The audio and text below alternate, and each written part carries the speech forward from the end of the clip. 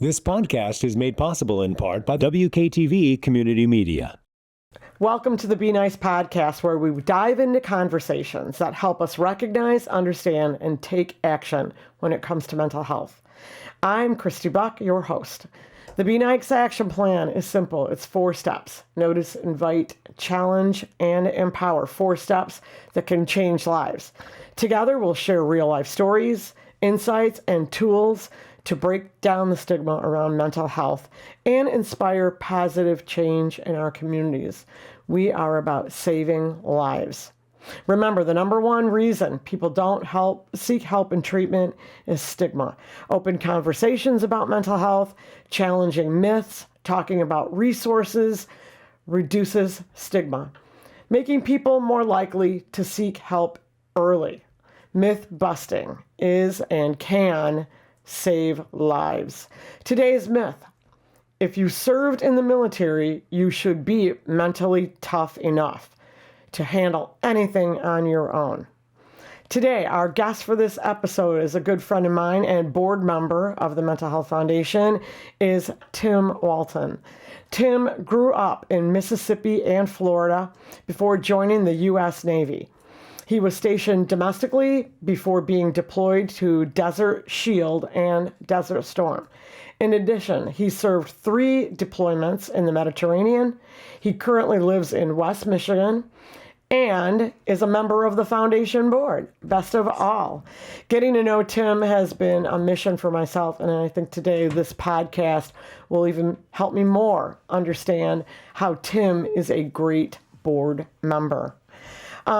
So Tim, welcome to the Be Nice podcast. Thank you. Glad to be here. Tell us a little bit more about yourself. Like, how many siblings did you grow up with in Mississippi and then the move to Florida? Tell me just a little bit about yourself. I come from a large family, 9 of us total. You figure you add in the steps, it'd be 15. Yeah. All together. That's a big family. Right. So all together it's like 10 girls and 5 boys all together. One big happy unit for the most part, Yeah. you know. But yeah, it came with its own challenges within itself, but it was great. It was great. You always got friends, you always got somebody to play with or wrestle with or get beat up by, one or the other. Yeah. Were you involved in sports or anything when you were in Yes. school? Basketball, track, things of that nature, baseball, and of course, you know, the yard ball, kickballs and such. Heck yes. As a kid, for sure. The popular sport now, kickball. Without a doubt. Right? Right. And then did you go into the military immediately after high school? Yes. Yes, I did. And you selected the Navy. Yes, select the Navy. I select the Navy because I want to be different than my elder brother. Yeah. He went to the Army. Yeah. My sister went to the Air Force.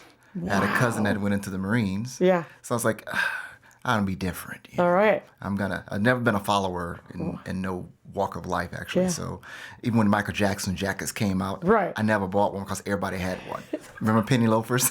Right. All of that same thing. I never bought one a pair. I never wanted a pair. I liked them. I'm like, oh Yeah. man. But everybody got them. So I've never been a follower in that regard. So that's why I chose the Navy. Had you been on boats Yep. before? Never.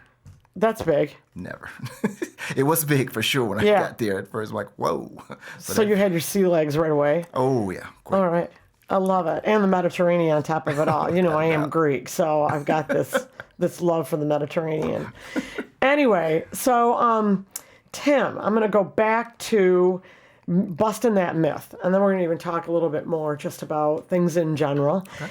If you served in the military, you should be mentally tough enough to handle anything on your own. And oftentimes people even hire military folk because of that. Tell us more about that being a myth.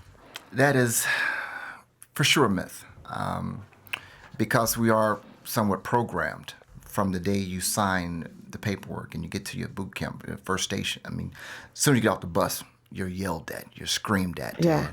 And it's a true awakening to a certain point. And if you cry during that process because, you know, you might have had more of a sheltered life, it can be, quite alarming. Yeah. For that. If you got some person that you don't know screaming, "Get out of the way, recruit, recruit." And once that starts, your mindset really does change to where I gotta be, strong, a man of men, or I've made it through this. I can make it through anything. I am indeed a soldier, sailor, whatever branch you're in. And yes, they try to program to be tough. Yeah. Because if you fail in some of those challenges within the boot camp, the entire platoon or battalion squad is going to be impacted. So therefore, you can't be that weak link. They don't want you to be that weak link. If you're too weak, some aspects, you might get sent home, because it's not for everyone.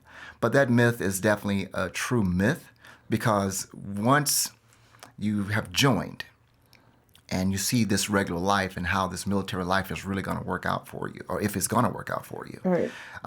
Some don't make it beyond the boot camp. Some they're just not designed for them. Yeah. And those of whom, like myself, that did go through, and like my family members, it is definitely a challenge for sure. So it's not only mentally, physically, financially as well. Those challenges are absolutely astronomical, but we are told to show broad shoulders and chest out. I'm the man, or and we need that. Yeah. We are good at putting on masks to where we think, well, we have to show that we're strong. Yeah. But inside, we're hurting deeply, but I can vouch for that myself as to being consistent as far as showing the face, but the heart is showing something else. So that's where that myth, I wish, would never have existed, because we can walk around, you don't care how many muscles you got or what kind of karate kick you can do. It doesn't matter what that heart is having, because that heart needs some healing. Yeah. But we have put on that shield around that heart to where we don't have it, try to somewhat disconnect in our actuality from reality of the true illnesses that comes about with the challenges of being in the military. Yeah. Holding it all in. For sure. And a lot of times there are so many, we do a lot of presentations. That's our gig with Be Nice, right? Noticing those signs and symptoms at that onset when somebody is struggling. And when you're trying to save face, right? And you're trying to be tough and not give in. One thing that we always know, that what we see time and time again is when someone does die by suicide, whether or not they had a mental health disorder or not, there were a lot of challenges For sure. on people's mental health. And sometimes these challenges, and I'm going to go there with you, for you to answer my question, which I could probably pop in, what are some of those things that are happening in, everybody's not a veteran, so people that are in the military, what are some of those challenges that they're experiencing that could have an effect on their mental health while they are serving? While you're serving, that family dynamic is probably the key. Yeah. When you have the young soldiers and sailors or whatever branch you're in, you have a family back home. If you're a female, if you're pregnant before you join, she's going to possibly have to give up her parental rights for that child and leave that child behind. For us men, if our wife or girlfriend has a kid, we're going to miss that delivery. Very potentially going to miss that delivery. And then separation from that. You come home from deployments, like I can vouch for that myself, and you come home and you see these families all on the pier waiting to greet their sailor or whatever. I say sailor because I was in the Marines as well. And so the child walks right by them because they don't know them. They've been gone for that long. And the child draws back. I don't know you. And could you imagine the impact all the time you've been away from your family, that and all you thought about has been your family, and you get back and you have to try to rebuild that rapport with them. And some families, they don't do well with separation, at all. Yeah. And that's very, very hard. So when they're active and you're dealing with that, and you're not only your day-to-day job that you're doing there, depending upon if you're deployed or if you're even stateside. And again, once we go through that gate on that military base, Chest goes up, just deep breath. All right, now it's time. Now it's time to put on a show, which is basically what it is in some cases where they're dealing with so much behind them, and what we're designed to, basically designed to, taught to set that aside. And those challenges can be enormous. Between some is financial, because you've got the newer guys that comes in from boot camp. Coming up from high school, you're not making a lot of money, So not only are you dealing with financial stuff back home, you've got financial stuff right here in house, because you're E1, E2. If you're coming in enlisted, that is extremely challenging. Yeah. Because you go in thinking you're going to have a better life, because you can see what some of the veterans have. They have the nice cars and the houses and stuff like that. And you talk on about financials, the mental separation, and your own stuff that you're dealing with internally, where you're trying to bottle all this up and deal with the day-to-day interactions with our, peers, and we're all dealing with something in there. Yeah. There's nobody in there that can say that their life is perfectly perfect. That's not possible. Right. But that myth is just disheartening. Those challenges, they don't just stop at that service member's end date. Yeah. It follows you for the rest of your life in some cases. I see that, the impact that when active military personnel come back and surprise their family members. Yes. Is that real? Yes. Does that happen? Yes. Are you able, folks, if they really can get back for things, they can do it? Yes, if the command allows it to, and can surprise them. Oh yeah, I love to see those. Yeah. I'm not gonna kid you. Every time I see that on one of the outlets, Yes. It does bring a tear. Because that individual was one of the lucky ones. They got the opportunity to be there for a graduation or birth of a child or a birthday party that's in school, something along those lines. And that's, when I say yank on the old strings for the heart, that's one of them for sure. So it's a tearjerker, without a doubt. But it is something that can happen. But not every command has that flexibility. Depends on what you're doing, and where you're at. Will determine whether or not you'll be able to have that flexibility to come back home and surprise your family member or mom, parent, whatever the case may be. But it's definitely a remarkable event, and it just warms my heart to see it happening. Yeah. It really, really does. Yeah, I love it. For sure. So there's, one thing that is a protective factor, I'll just go there, for military is the bond that is brought on by that brotherhood. Yes. I'll just put it, sisterhood also. It is. It's just that Without a doubt. family. Now, do you still keep in touch with some of the folks that you served with? Oh, for sure. Yeah. I got buddies, when I first joined, we talk almost every week or every other day. Yeah. If we don't hear from each other within that 1 week, I get a text or get or a call. Hey, what are you doing? Yeah. Where you at, man? Well, yeah, brother. Broski. I'm a good broski guy. Broski. What's up, broski? Broski would be Michigan with the Polish community. Hey, broski. Yeah. So I'm a big, and I didn't even know that. Yeah. Now you do. Now you know. Right. I love it. But yeah, broski for sure. I'm like, what up, broski? Big broski. What's going on? Yeah. But yes, that is. You do keep that brotherhood in some cases. Now, not every person's the same, of course, and not every branch is the same either, because the Army and the Marines, they move a little bit different than some other units. Just like the Navy, same thing. I got guys that you haven't heard from, you haven't seen. But then again, I have that in high school, right? You have classmates that you've been in school with and known for years and haven't talked to them in decades. Right. Then all of a sudden, you reach out, okay, hey, you think about it, man, I thought you were dead. Yeah. No, I'm still here. Oh, okay, great. There we go. But yeah, that is definitely a thing for sure.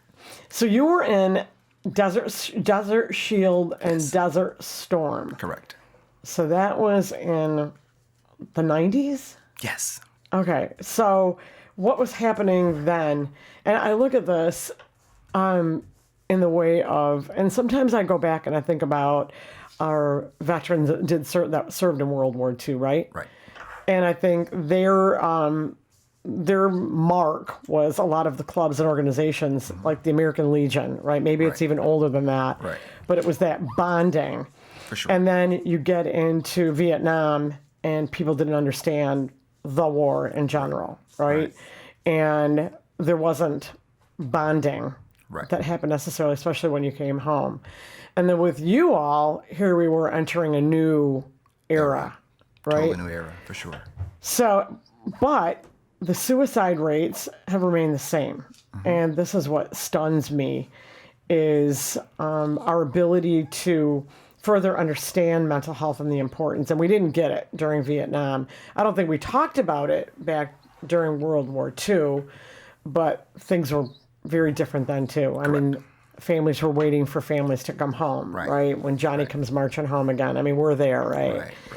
And so have you lost individuals, you yourself personally, and I know this, have lost fellow comrades and friends to suicide? I have. How does that impact? What's the response that happens when that happens to your group coming out of Desert Storm? What was the reaction then? Was it hush hush? Was it Initially, it was relatively a hush hush. Oh my gosh, type of deal. What, we couldn't believe that he was smiling every day, cracking jokes. But a lot of times, those are the ones that are suffering the most. And my fellow comrade, when he got home, there was some other things going on, of course, with the family dynamic, and it was bad, you know. Don't want to go into a lot of details about it, but let's just say carbon monoxide. Yes. Right? So, from what we gathered from it, we just finished speaking with him. It was that he'd started his car up and let the garage door down. We didn't find him for about three and a half days when we found him. We didn't notice he just wasn't responding to the phone calls anymore, and that was that. And that initially was like, oh my gosh. But then also too, it also ignited some things to some of the closer units, right? Some of the people we're closer with. Brother, you good? No, really, are you good? Yeah. You know, like, because if you're not good, please try to seek help, because I don't want to lose another friend. I don't want to lose another one. Then between dealing with that emotionally, from a person you just got finished speaking with, you know, day prior, that's heavy within itself. And although you're not blood related, but you feel you're truly connected at the heart because you've experienced some of the same things. Mm-hmm. And that didn't happen just one time. That's just one of the scenarios. Yeah. To where they just couldn't handle it anymore. And again, you just don't know what people are going through, right? Because us vets, you know, I'm a man of men. Mm-hmm. You know, we're taught to be tough.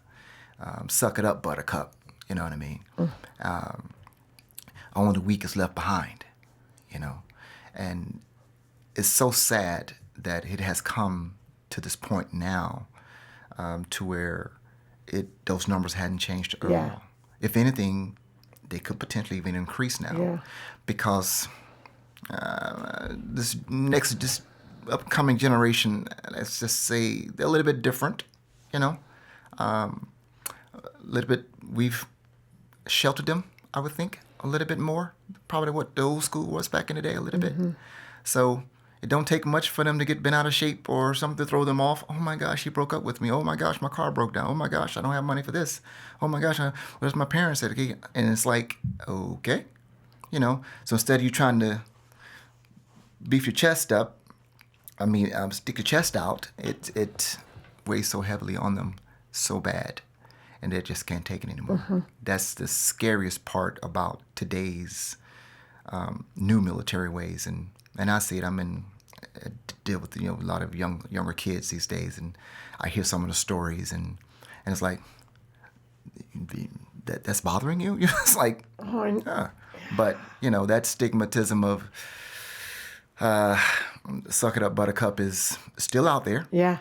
But I don't think as many of the younger generation, nothing against them, of course, are prepared for some of the challenges that may come with military life or just life in general. Yeah. Because we as some parents, adults that have kids, we want to shelter them, right? We don't want them to suffer like we suffered, right? We're trying to cradle them and, provide for them. Oh, you can't work while you're going to college because we want you to focus on your schoolwork. But you worked going through college. You did this, going through this. But so therefore, we don't set them up for the unforeseen circumstance that may pop up. They have that strength because I think we're cuddling a little too much. Yeah. If you ask me. Well, it is, and with Be Nice, in the world of suicide prevention and mental health education, it's all upstream is where we need to be, right? And that's where we're talking again about coping skills and what you got already within yourself. Correct. To get through tough times. Yes. Right? Right. And that we're all going to go through challenges. Without a doubt. And it's how we're going to overload ourselves with those protective factors that we have. And sometimes I think we know that when people are struggling, and especially when you're trying to be super mentally tough, Yes. you can't see those protective factors. You can't see those things that help me get through these tough times, Right. And then there's also, there's a risk factor, and it's a person that is sensitive, meaning sensitivity inside of them. Yes. Yes. The love for those pets that we came across, the Oh, for sure. children. For sure. You know what I mean? Oh, for sure. And can't talk about that. Right? And that's really difficult for folks. And I think knowing that within a person, and maybe I am that person that I'm not sensitive, I am tough, reaching out to that sensitive type of person Right. to let them show those emotions and feelings. Correct. Is so important. It's very important. I think that once you recognize, everybody's different, we already know.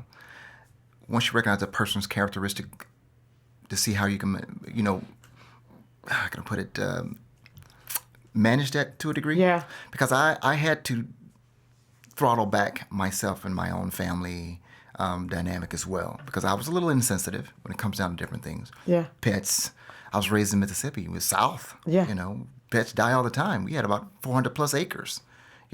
So yeah, we saw a cow that passed away, or a calf that didn't make it out, or whatever.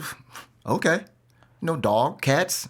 They were all outside pets. They weren't inside pets, but they had a job. The cat, you got to chase the mice. Dog, you got to keep the deers and the foxes away or whatever. But yeah, that's the thing. So I had to throttle back as I'm becoming an adult to understand. Okay. That may be a cat or dog to you, but to them, that is their child to a degree. Yeah. Yeah. Are they aware that the child is going to only last for what the average lifespan of a dog, depending on the breed, Yeah. and depending on the care, between 9 years to 13, 15 years, right? So it's going to be a short-term love, but doesn't mean you don't love them no less. Yeah. Right? So I had to desensitize myself because I didn't get it at first. And that's often what we hear. Yes. Is people didn't get I didn't get that how certain things Yes. and these things in our lives Right. can affect our mental health. Right. And something like being away from family, being deployed, being potentially at war. We'll just put it that way for right sure. now. I can't stop thinking right now for everyone in the military right now. right now. Heading out. And for those who this is their first time, right? Heading out. And it's been a long time. That fear, and that getting through these really difficult times right now. And the risk factors. Without a doubt. I'm really concerned about this current situation that we're dealing with right now. Because I gotta put this, I don't really think that our guys are truly prepared for some of the stuff that they're going to encounter. And some of the macho guys gonna swear, no big deal to me. But when you're doing a hand-to-hand, or if they ever put, the troops on the ground, for something that I will say this, it could have been prevented, right? It's going to be pretty, it's going to be tough. I'll just say that. It's going to be tough for him. Even when the desert shut storm for us, we was 24 hours, flight course. Now, I'm not in the Navy, so I'm not in the Army, so there's not a Marine, so I'm not kicking in doors and, having to deal with all that stuff. My brother, he's had to do all of that stuff. He was Army. Yeah. So he has a Purple Heart as well. So that means that he was, and he did some stuff. And, some of the stuff is really hard for him to even talk about, even to this day. And with him dealing with seeing him go through his challenges as well when he came back, he was a different person than what he was when he went in, that was hard for me to even recognize as well. It was like, you look the same, you sound the same, but you're very different. And with this generation going over there now with this leadership that may not be as familiar with the process on how wars really work, and the uncertainty of no real direction on where we're even doing over here now, that's debatable. Yeah. So yeah, these kids, I'm really concerned for them. I'm just going to put it like that. I really, truly am genuinely concerned for them. And I hope and pray that they do seek help, because I could have used it. My friends could have used it. Maybe my guy that, my friends that did, gave the ultimate sacrifice and I blame myself sometimes as to why didn't I reach out? Why didn't I see this? Because he was good at masking. Yeah.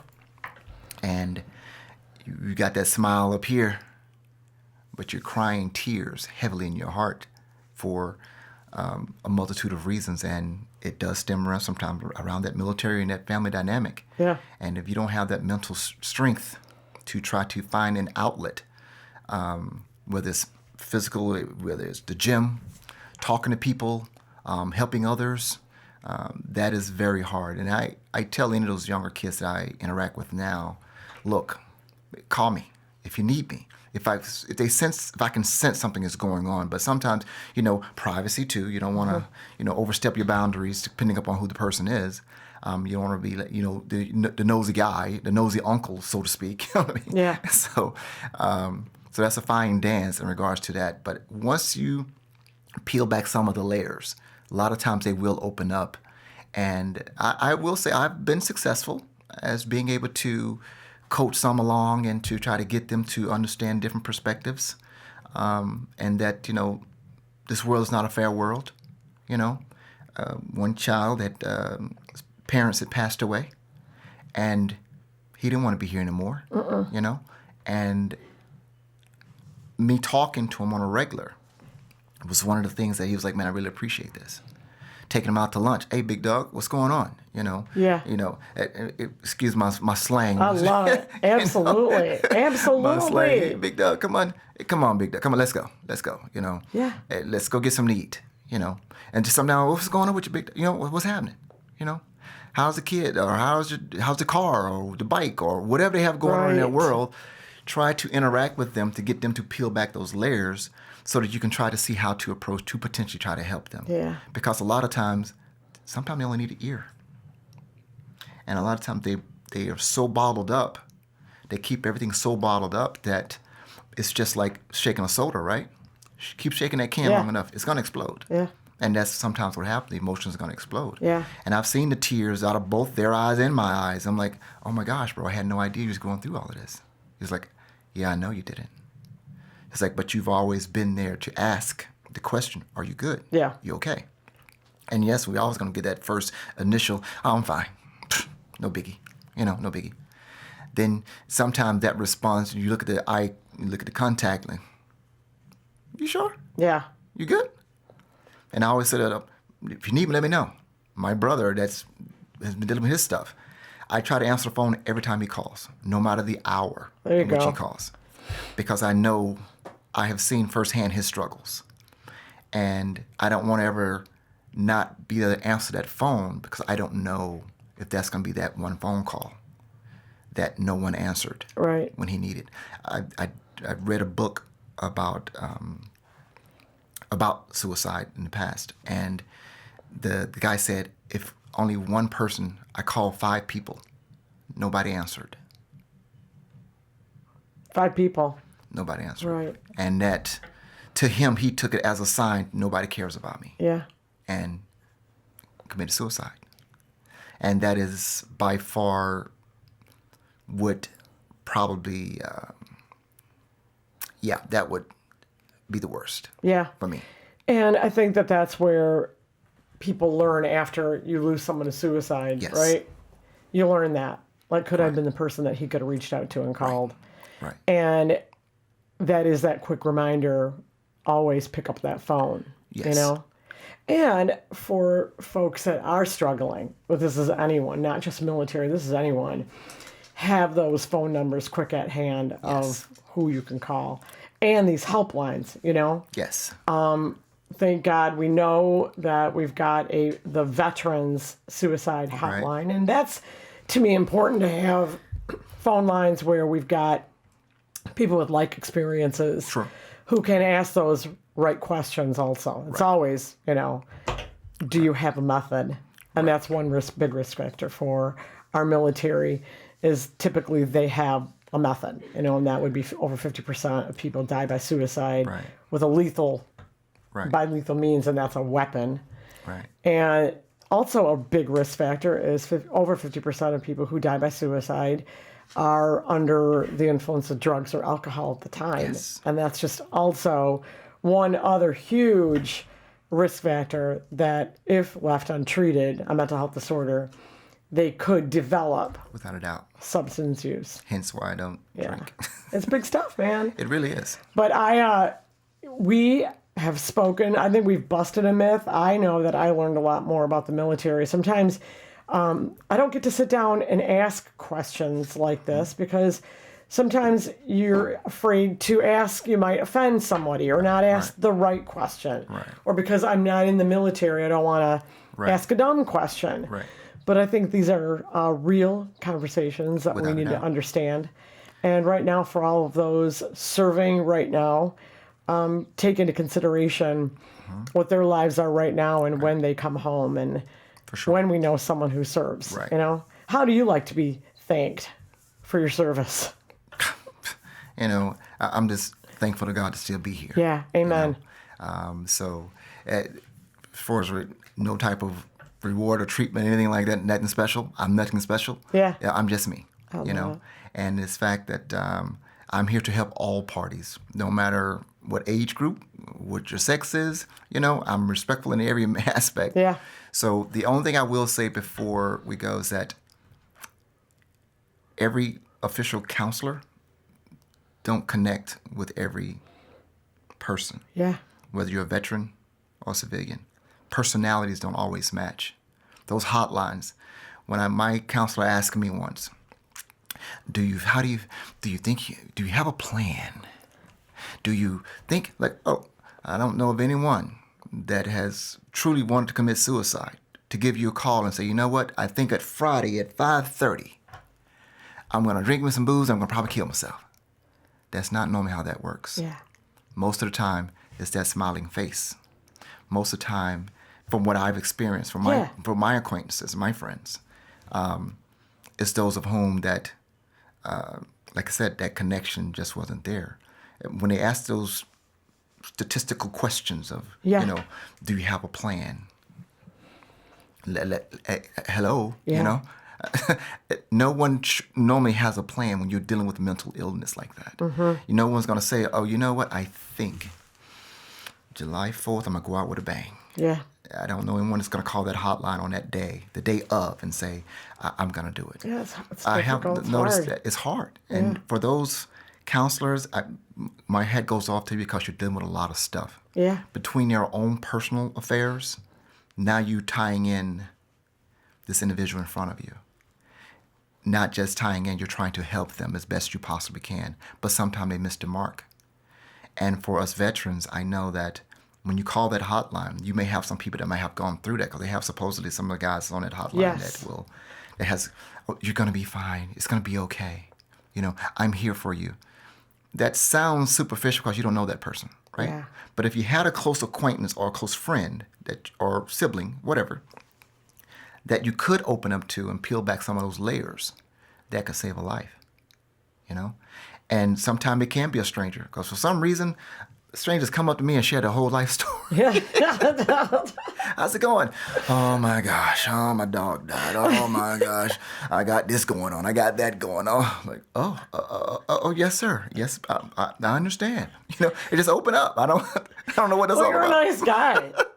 I guess I'm approachable. I don't know. And I was like, I was told once I was intimidating. I'm like, me? I'm like, I'm the biggest dork there is probably walking the earth. I love it. But I yeah. think it's real conversations, though, For sure. that need to happen. For sure, it really is. And I tell anyone that's out there struggling right now, find your person. Yeah. Whether it's a stranger or a family member. Before you go to that next level, because we don't know what's on the other side. No one has gone there and came back that I'm aware of that can tell you the story. Right. You know what? Heaven was so beautiful. Yeah. Or you know what? Hell was so hot. Or whatever their beliefs may be. So, yeah, seek help, please. I would say, especially veterans, let us take off the uniform. Yeah. Take off the hat. It's okay to not be okay. Just let it, seek help before you decide to go down that path. And please, those drugs, Lord have mercy, and alcohol. I dealt with that as a kid with a father, Yeah. what I'm saying, father figure. And I swore not to, ever go down that path, And yeah, it's bad, But do our family talk about it? Oh, of course. No, we don't really talk about it much. Right. That's what we don't do, which I tell you all the time. If you're dealing with something that's bothering you to a certain level, please talk to someone. Yeah. Contact Be Nice, And I'll even,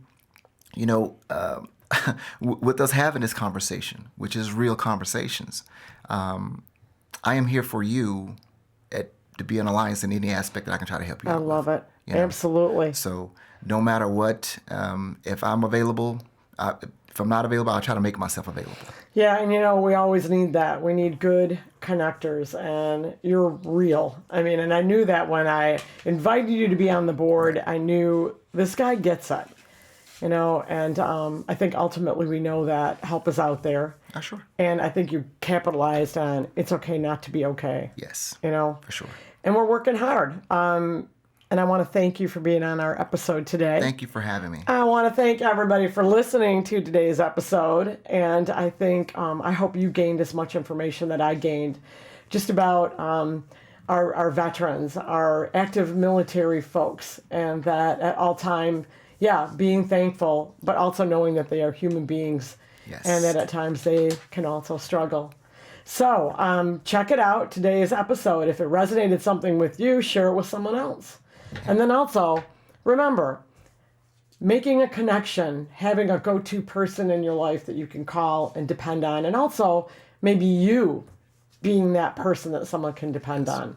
I am going to do a shout out to utilize that 988 hotline if you or someone else is struggling and at that moment in time where they need somebody to talk to, but make yourself available.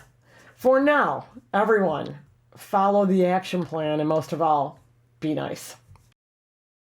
This podcast is made possible in part by WKTV Community Media.